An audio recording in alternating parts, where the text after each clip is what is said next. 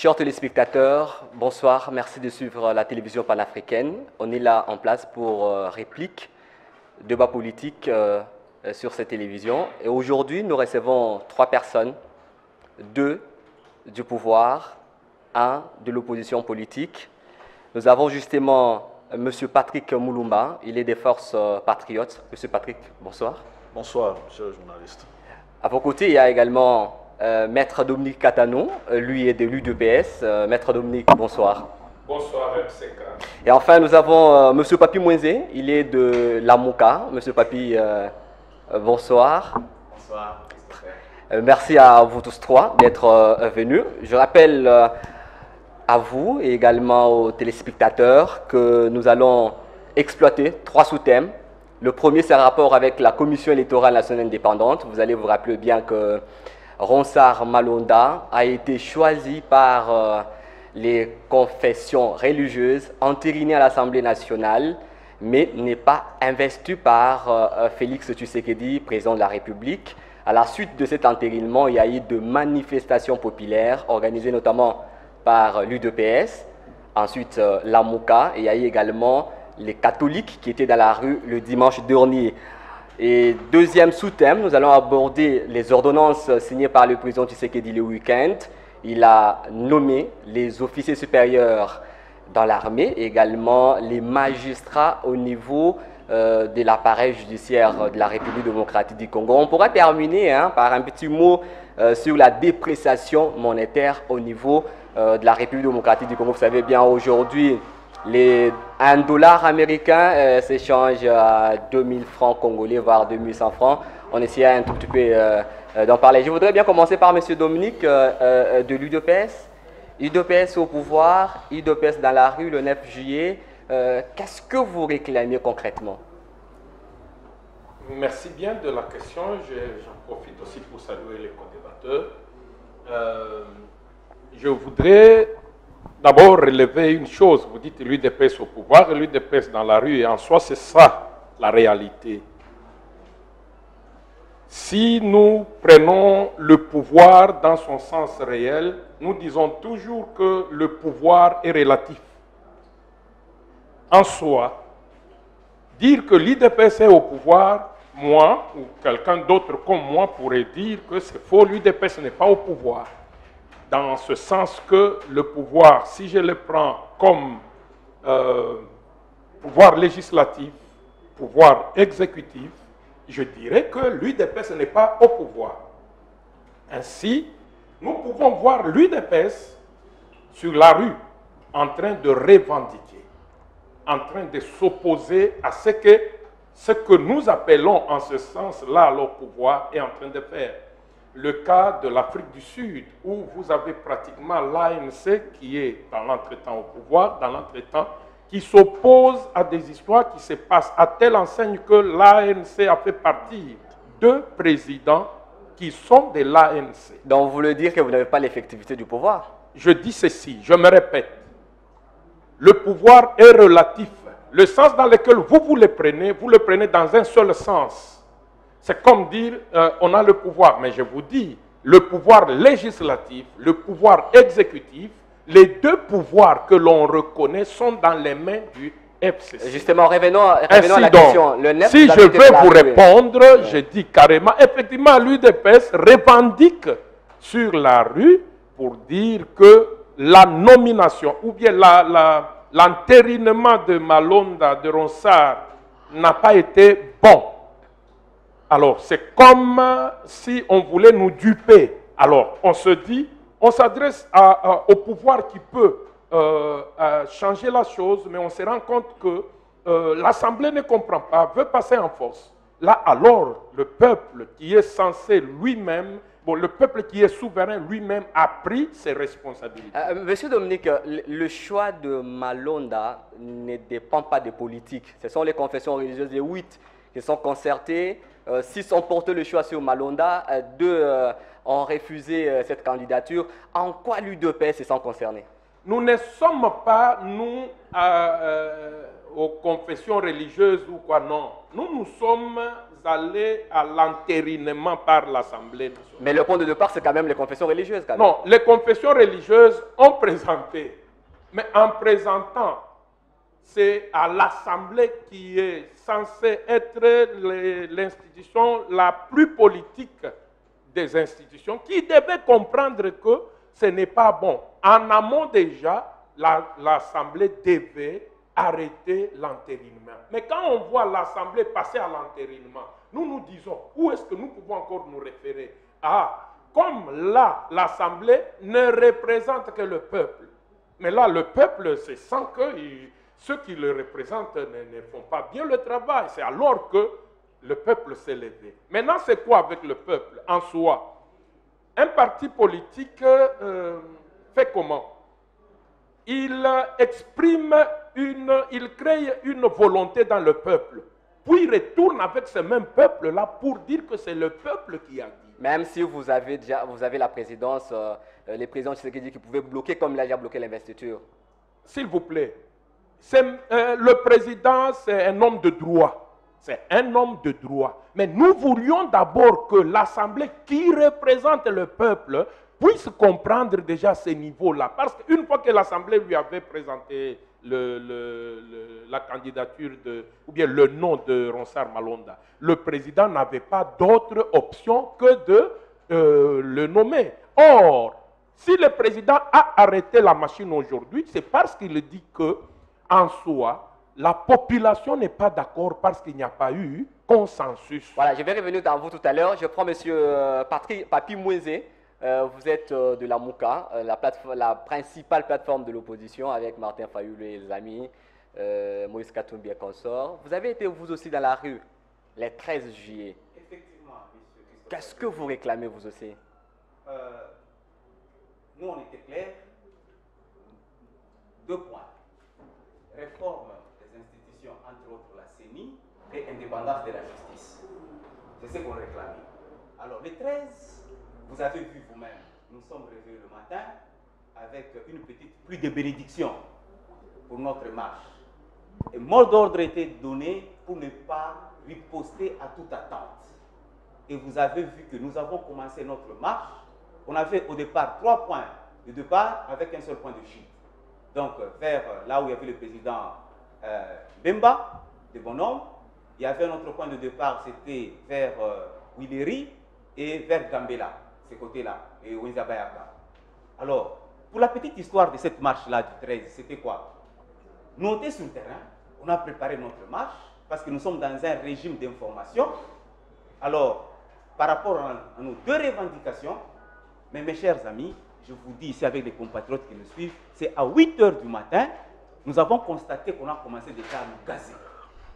Bon, revenons à ma question. Je dis, Yes. qu'est-ce que vous avez concrètement réclamé ce jour-là quand vous étiez dans la rue? J'ai bien dit, concrètement, nous avons 2 choses que nous avons réclamées. 1, réforme des institutions, entre autres la CENI, et puis de 2, l'indépendance de la justice. Qu'est-ce que je dis par rapport à ça? Parce que vous connaissez très bien qu'avec notre CENI, la CENI, c'est une institution qui a reçu mandat comme un projet pour organiser les élections dans ce pays.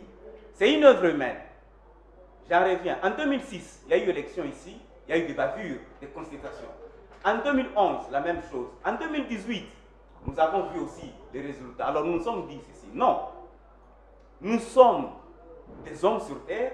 Nous devons, tant soit peu, améliorer là où il faut améliorer et puis mettre de côté ce qui n'a pas marché. Il y a de cela 1 année et demie, si je ne m'abuse pas, entre autres notre député Lutundula, il a déposé à l'Assemblée nationale, au bureau de l'Assemblée des lois, une proposition de loi par rapport aux réformes de la CENI. Mais 1 année après, ces lois-là, des propositions, ça se trouve dans les tiroirs. Pour quelle intention, on ne sait pas. Mais on arrive, il y a cela 3 semaines ici, on demande aux confessions religieuses de précipiter par rapport à la nomination de notre frère et Ronsard. Mais non, où est le mal? Pourquoi pas nous ne devons pas commencer par les réformes de cette institution et après les réformes, par exemple, de la CENI, on passe à la nomination. Mais en quoi la désignation de Ronsard Malonda vous dérangerait? Mon frère de l'IDPS, il vient de les souligner ici. Qu'est-ce qui s'est passé au fait? On demande aux confessions religieuses, qui sont en 8 dans ce pays-ci, de passer à la désignation dans la précipitation, bien sûr. Alors, il s'est fait qu'eux-mêmes, ils font rapport qu'il y avait un problème de crédibilité dans la désignation de personnalités, par exemple, pour désigner la CENI. Il y a un problème de crédibilité. Les uns disent qu'il y avait élection, les autres disent qu'il n'y avait pas élection. Alors, au finish, ce que nous avons vu entendre ici, que les confessions religieuses sont parties voir notre président de l'Assemblée nationale pour lui dire que non, là où on était là, la mission, nous avons eu des cacophonies. Donc en soi, les problèmes, ce n'est pas Malonda, les problèmes, c'est la procédure. Je l'ai bien dit. On peut même, au jour d'aujourd'hui, si nous sommes distraits, on peut vous mettre 15 Malonda. Le problème, ce n'est vraiment pas Malonda. Nous sommes dans la procédure. La procédure doit être crédible. Merci, M. Papi. M. Patrick, au niveau de la CENI, le problème, c'est un problème d'arsenal juridique ou c'est un problème de type d'homme? Merci beaucoup, monsieur le journaliste, pour la question. Écoutez, aborder cette question en termes de problèmes juridiques, je ne sais pas, mais est-il que de revendications qui datent déjà bien avant que ce qui s'est passé pour justement désigner M. Ronsard Malonda, les gens faisaient déjà état du besoin pour que la CENI soit d'abord réformée. Soit d'abord réformée comme préalable avant toute démarche de désignation. Malheureusement, tel n'a pas été le cas, puisque vous souviendrez, Madame la Présidente de l'Assemblée nationale, Jeannine Mabunda, elle avait reçu le membre de mouvement citoyen, le CLC, la Lucha, le Filimbi, pour justement débattre de cette question de désignation précipitée du président de la CENI. Mais cette rencontre ne s'est soldée par un échec, puisque Madame Mabunda n'a pas voulu entendre raison par rapport à ce que nos amis de la Lucha, de Filimbi et du CLC l'ont apporté comme proposition. Et bien voilà, à la suite de cet entêtement-là, nous nous sommes retrouvés dans une situation rocambolesque dans laquelle on nous a présenté M. Malonda après une élection. D'ailleurs, il y a ceux-là qui disent que ça n'a pas été le cas en termes d'élection. Ils nous ont pondu M. Malonda. C'est ce qui a justifié de manière légitime la réaction des compatriotes. Donc, on vous entend parler, les problèmes, ce n'est ni Malonda, ni le juridisme à la CENI, mais le problème, c'est Jeannine Mabunda à l'Assemblée nationale. Non, Jeannine Mabunda en tant que personne, c'est-à-dire que le problème, ce sont les intentions des individus, les intentions des personnes ou de l'institution qui a la responsabilité justement d'enclencher le processus pour la désignation. Donc, en soi, Malonda ne pose pas de problème. Non, il ne faut pas ramener le débat autour de la personne Malonda. C'est-à-dire qu'on doit parler en termes de principe. C'est-à-dire que Malonda soit-il, le problème ici que la démarche pour sa désignation a posé problème. À un certain moment, nous avons senti une sorte d'empressement. C'est-à-dire qui cache mal les intentions de ceux-là qui ont voulu que ces choses-là se passent de cette manière-là. N'est-ce pas? Les gens qui se tapent la poitrine du fait qu'ils disposent d'une certaine majorité au sein de l'Assemblée nationale, eh bien, on se rend compte que finalement, cette histoire-là de majorité au niveau de l'Assemblée nationale est conçue plutôt pas dans le sens de servir les intérêts du peuple, mais plutôt dans les intérêts des individus. Monsieur Patrick, la majorité au Parlement n'a pas eu de décisions à prendre ou de choix à porter sur un individu. La majorité au Parlement n'a fait qu'entériner ce qui a été décidé par une composante bien identifiée et qui était habilitée à choisir un candidat.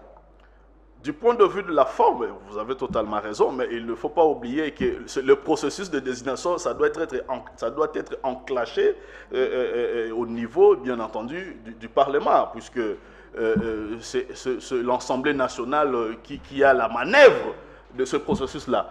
Et donc, vous allez vous en rendre compte que derrière l'empressement là, il se cache une certaine volonté d'imposer quelqu'un, hein, au détriment de la volonté du peuple congolais dans son ensemble. Voilà, merci Monsieur Patrick. Maître Dominique, la procédure n'a pas été respectée selon justement l'UDPS. Qu'est-ce que vous voulez concrètement que soit réformé au niveau de la CENI? Nous, en soi, étant légalistes, nous n'avons pas parlé de la réforme de la CENI. C'est la MOUCA, par le Tundula, qui avait déjà déposé sa proposition de loi sur la CENI. Mais au Congo, il y a un problème réel. On peut réformer aujourd'hui. Le Congo, en soi, hein, l'Assemblée, le Parlement congolais est une machine à fabriquer des lois. Tellement que vous avez d'autres lois qui tombent en désuétude comme ça, mais on croit qu'elles ne sont pas bonnes parce que celui qui est censé les appliquer ne les applique pas, ne veut pas les appliquer. Voyez-vous, donc on peut aujourd'hui nous apporter une autre loi, mais demain, on ne l'applique pas. Maintenant, pour l'UDPS, la réforme, non. Le problème, c'est la procédure. Pour l'UDPS, c'est la procédure, la légalité. La procédure au niveau de l'Assemblée nationale, d'abord au niveau des composantes. C'est là qu'il y a eu les couacs. Déjà, nous avons entendu qu'il n'y a pas eu consensus. Il n'y a pas eu vote, la majorité a décidé pour ça. S'il vous plaît, il n'y a pas eu respect même des textes, de leurs propres textes. Parce qu'il y a des gens qui ont été débarqués de cette liste-là parce que seulement ils étaient louba comme le président. Imaginez ça, c'est quel critère? C'est anticonstitutionnel. C'est anticonstitutionnel. Vous ne pouvez pas discriminer quelqu'un sur base de sa tribu, de sa race, de sa religion ou de sa langue. Vous ne pouvez pas. Déjà d'entrer des jeux de l'autre côté. Nous n'y avons pas été, c'est la société civile. Mais nous avons appris qu'il y a eu 3. Et pourtant, des experts patentés, Jérôme Bosso, Kadima, ce sont des gens qui ont prouvé sous d'autres cieux qu'ils étaient capables de gérer des élections. Donc c'était là les candidats UDPS? Non, l'UDPS n'a pas amené. Si l'UDPS avait envoyé des candidats là-bas, nous aurions même dit qu'on les place. Mais l'UDPS a dit non, respectez seulement la procédure. Donc, d'abord, il y a eu cet acte anticonstitutionnel qui a été posé. Ça, c'est en amont.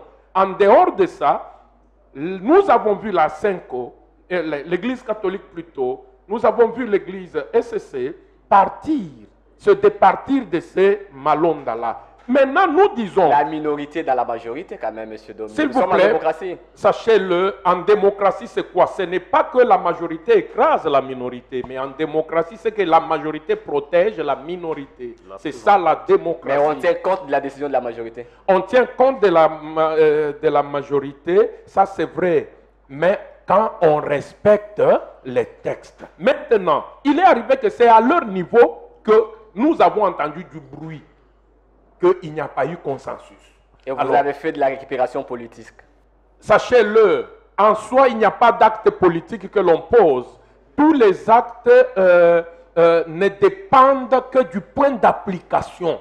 Les points d'application, tous les actes que l'on pose ici, aller acheter, aller à l'église, est-ce que vous savez qu'aujourd'hui, les gens de l'église peuvent se lever pour dire non, qu'on nous déconfine, qu'on ouvre les églises et ça devient un acte politique que l'on pose. Donc, ne me dites pas que les politiciens ont récupéré en soi. Le politicien n'est qu'un vautour, n'est qu'une hyène qui se nourrit de cette récupération. Concrètement, en une phrase ou deux phrases, nous disons, qu'est-ce que le peuple doit retenir? Le peuple doit retenir à l'heure actuelle que le dossier Malonda est déjà clos. Selon vous? Pas selon moi. Le président, d'ailleurs aujourd'hui, les confessions religieuses devaient être en réunion, mais il s'est fait que ils n'ont pas encore respecté la procédure. Elles peuvent encore reprendre Malonda.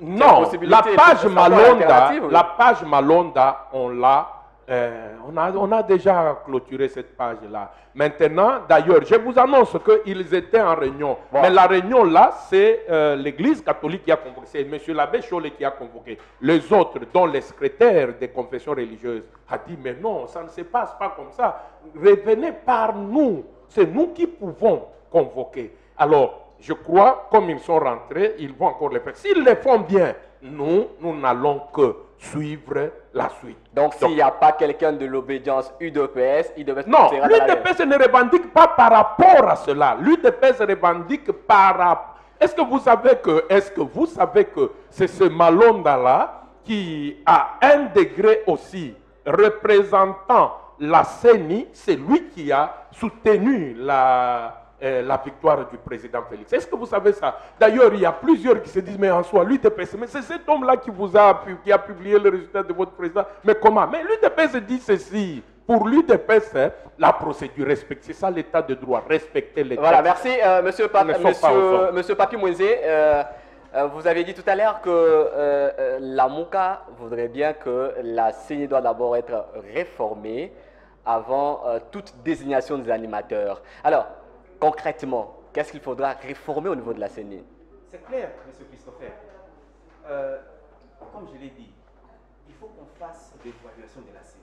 Pourquoi je le dis? La CENI, c'est une institution qui a reçu un mandat comme quoi organiser les élections. C'est un projet que la CENI a fait. Où est de mal? Vous avez un projet, par exemple, ici chez vous, de faire l'évaluation. Et l'évaluation, c'est que les gens n'aient pas peur. L'évaluation, ce n'est pas seulement pour des sanctions négatives.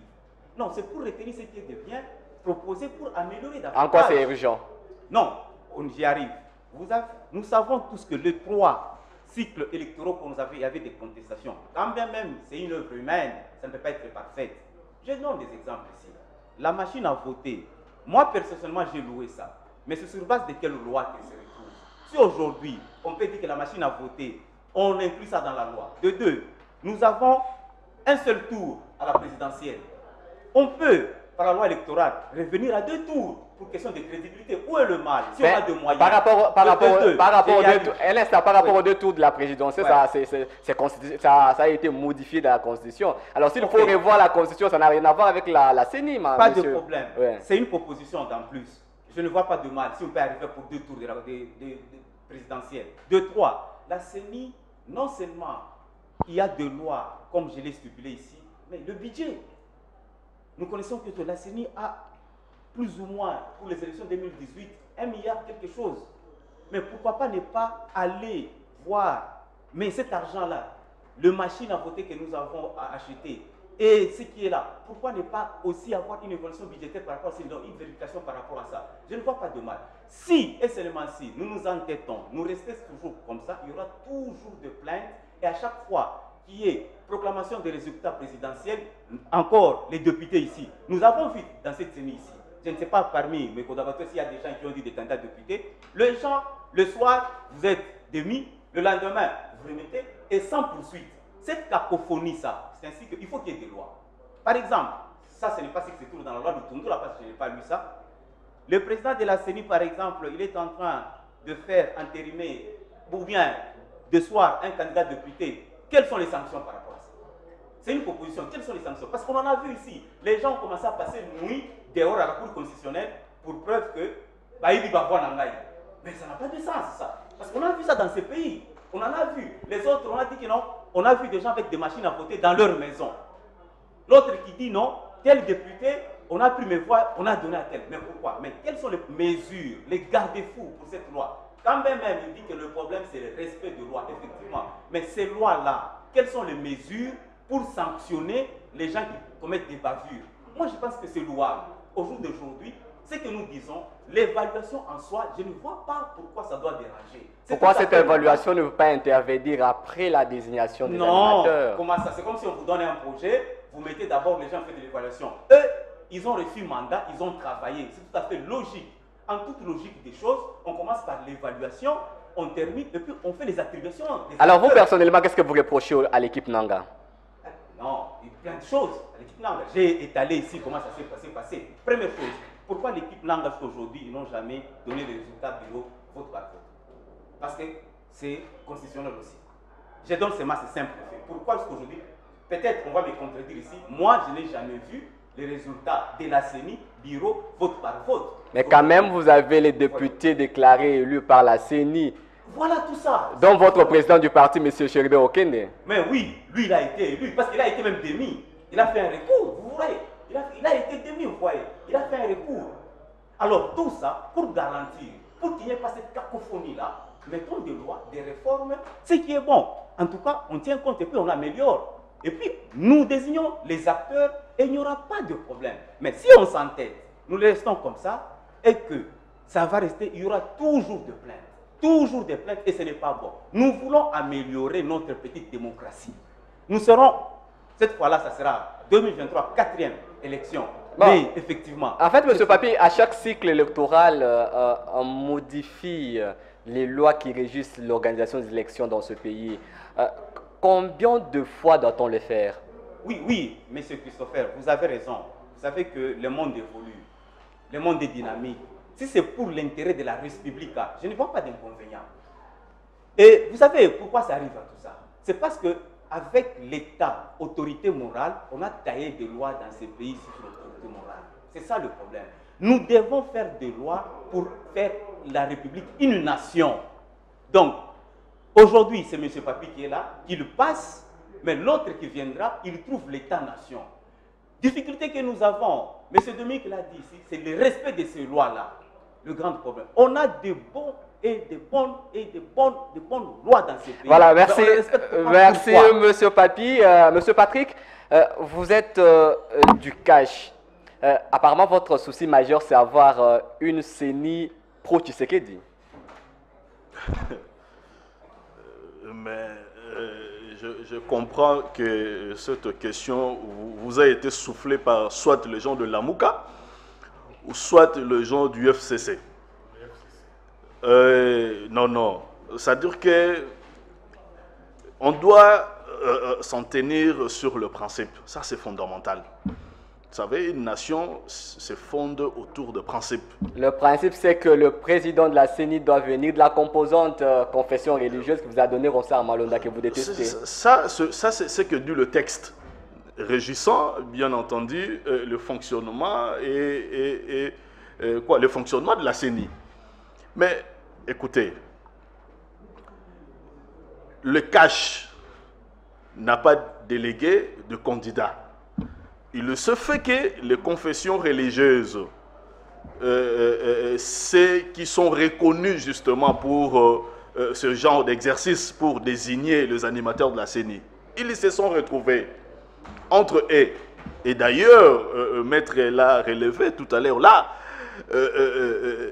il faut dénoncer non seulement l'intrigue au niveau de l'Assemblée nationale qui a diligenté ces processus-là à la va-vite, mais également dénoncer l'attitude qui a frisé justement une sorte de tribalisme dans ce qui a été fait de la part de composantes religieuses, des confessions religieuses.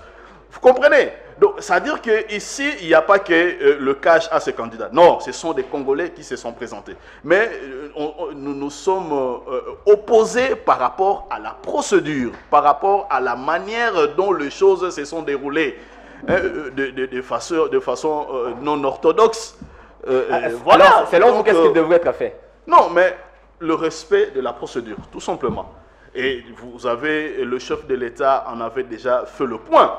Au lendemain de réclamation, le chef de l'État a fait un communiqué pour rappeler ce qui est de ses responsabilités. Bon, en fait, en quoi ces choix intéresseraient les politiques? Quel choix? Le choix de Ronsard Malonda, parce que c'est une prérogative exclusive des confessions religieuses. Non, mais les confessions religieuses vont désigner un président pas pour eux-mêmes.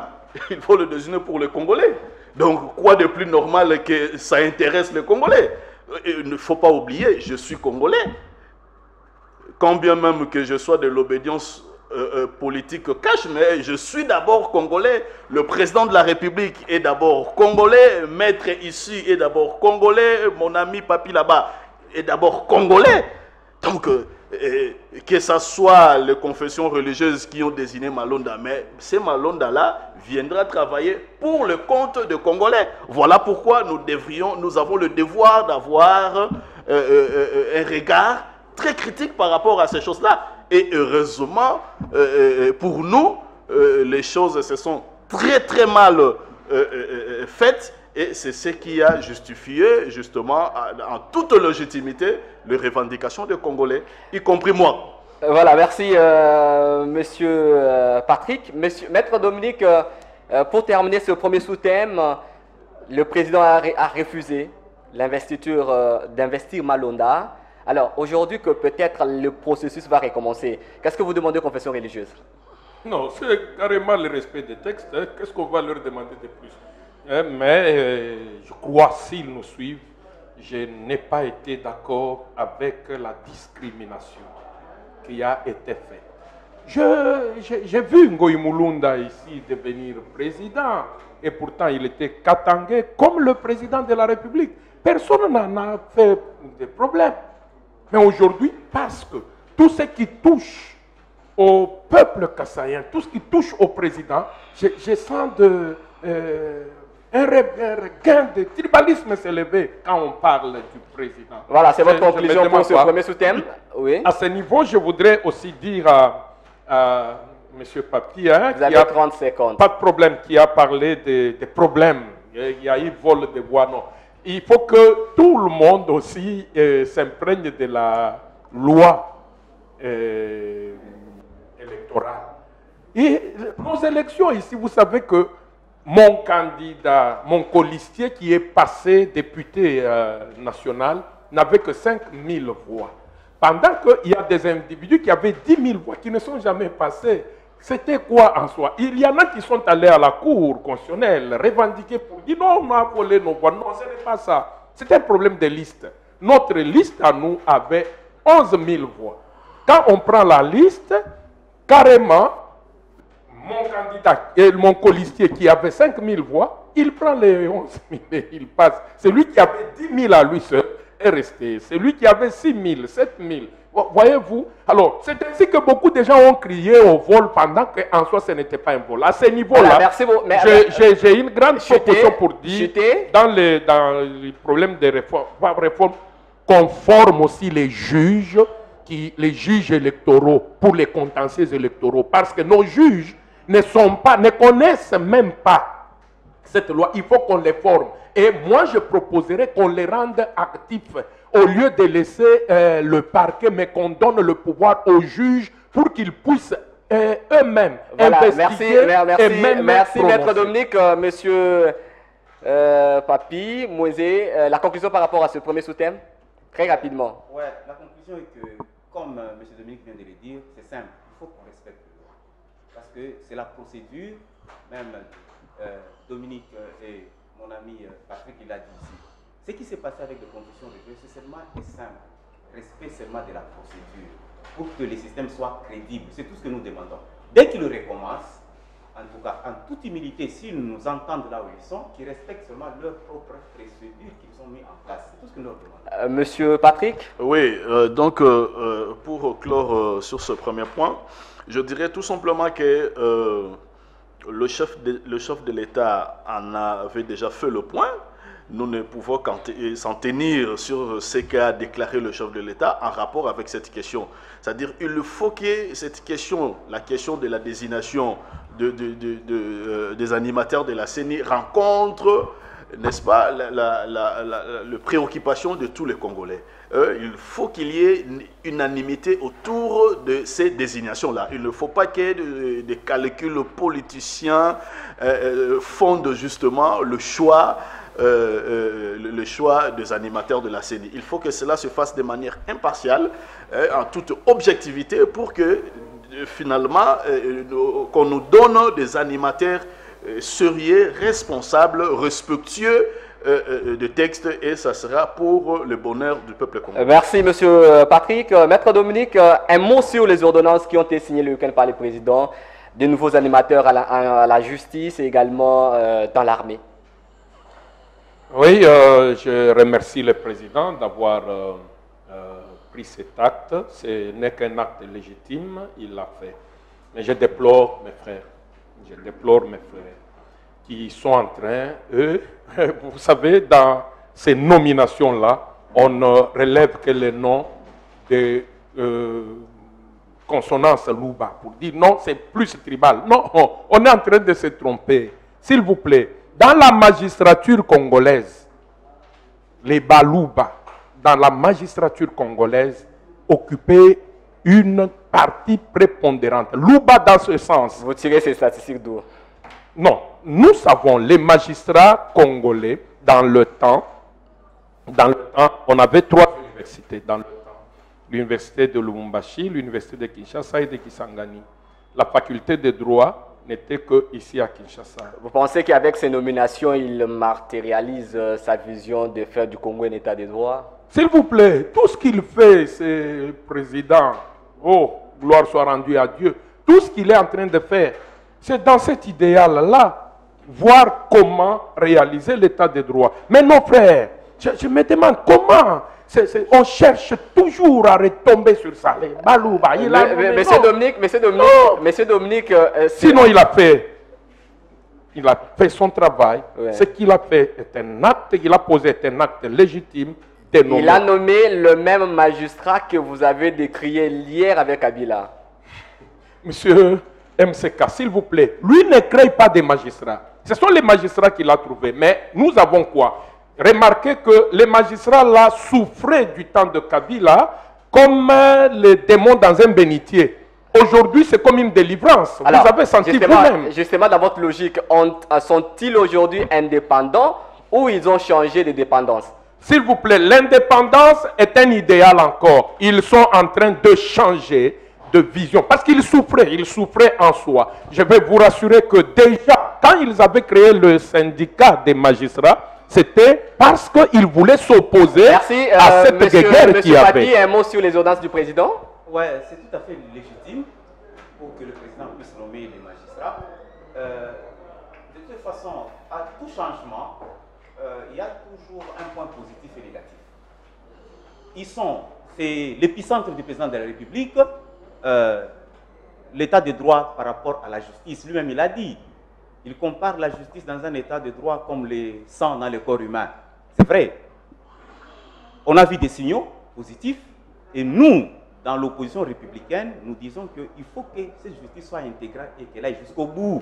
Nous avons vu et nous avons vu que le début est là. Ils ont commencé et les autres entrent en fonction. Nous attendons voir.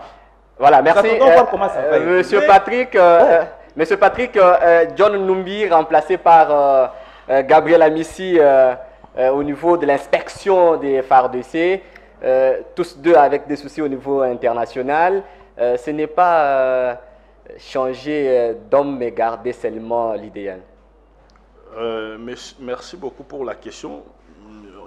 En fait, je dois d'abord commencer par dire que nous, au niveau du FP, Force de Patriotes, nous avons salué ces ordonnances prises par le chef de l'État pour justement nommer au niveau de l'appareil judiciaire de nouveaux animateurs et au niveau de l'armée. Nous l'avons salué et cela traduit justement la volonté ferme du chef de l'État de remettre notre pays sur le rail. Ça, c'est fondamental, c'est très important, il faut le retenir. Mais également, il faut dire que, en ce qui concerne, parce qu'il faut me permettre de mettre quelques mots en rapport avec, la magistrature. Non, c'est-à-dire que le chef de l'État a fait du combat de l'État de droit un idéal, n'est-ce pas? Un idéal, quelque chose qui va permettre à ce que ce pays puisse finalement rentrer dans le rail. Et la nomination de juges, la nomination de magistrats est un signal fort que vient de lancer le chef de l'État dans ce sens-là. mais également la problématique de John Numbi et Gabriel Amisi. Non, moi je n'ai pas quoi dire. Vous savez, l'homme le plus informé de la République démocratique du Congo, c'est le chef de l'État.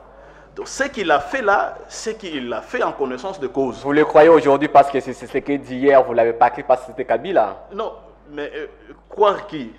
Croire que l'homme le plus informé, c'est le président de la République.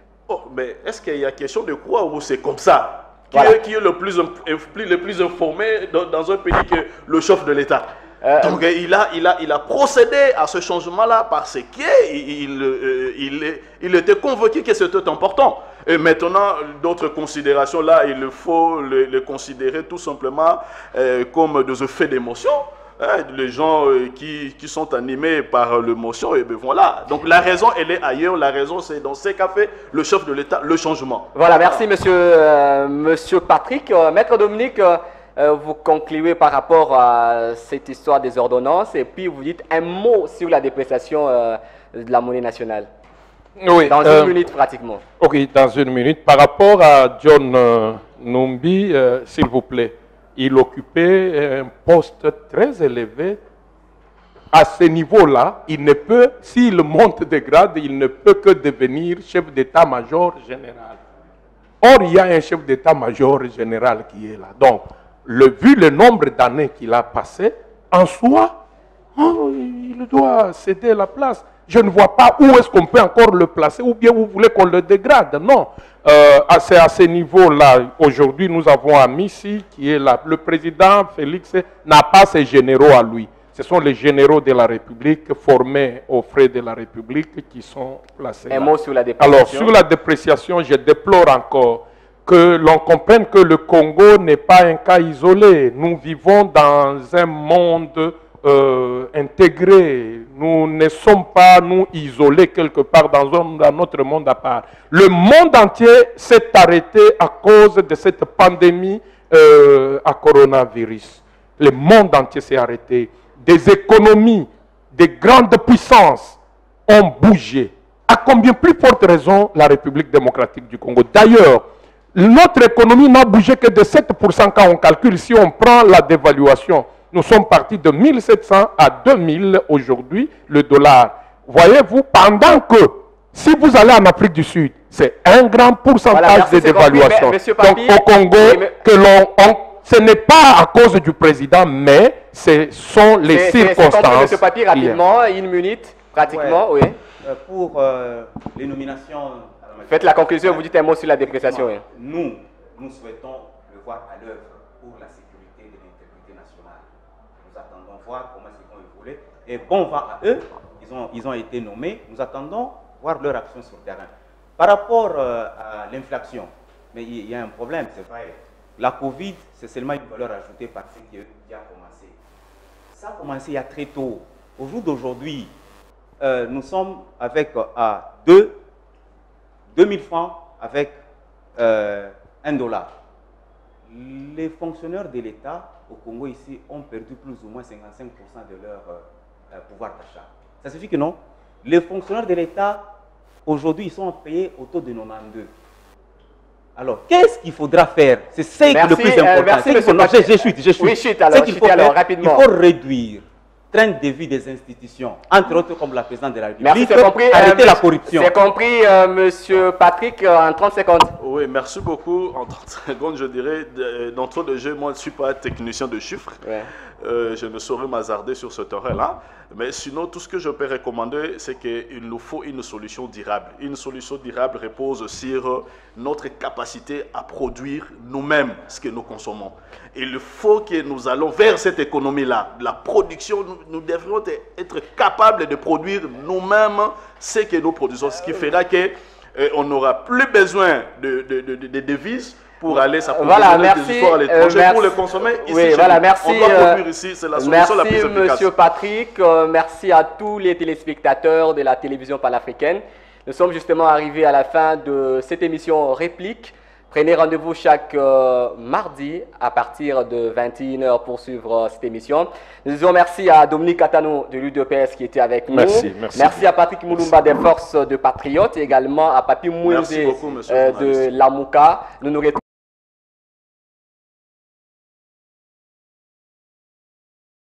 Suivez et s'abonnez partout dans le monde entier. Asie, Amérique, chaîne Adi Moko, Poitalaïs TV, chaîne Lengi. Bon s'abonner, bon ça rouler, bon ça tchako, bon sapi, bon cliquer, chaîne les amokos, mi balete, bon t'as la bien, ma pièce a bien, l'émission bien, l'union soit bien, bon s'abonner, na Poitalaïs TV, Poitalaïs TV, elle est là. Poitala TV nde makambo. Moto bolunga kambeli mbeli taka kambeli mbeli akaka position no so ya lingi. O lingo mona mbeli mbeli. O mona mama ne minabi. Asabone na chaîne oyo. Okoza décider bijou ba ina. Comment na yango Poitala TV. Bijou ba ina Poitala TV.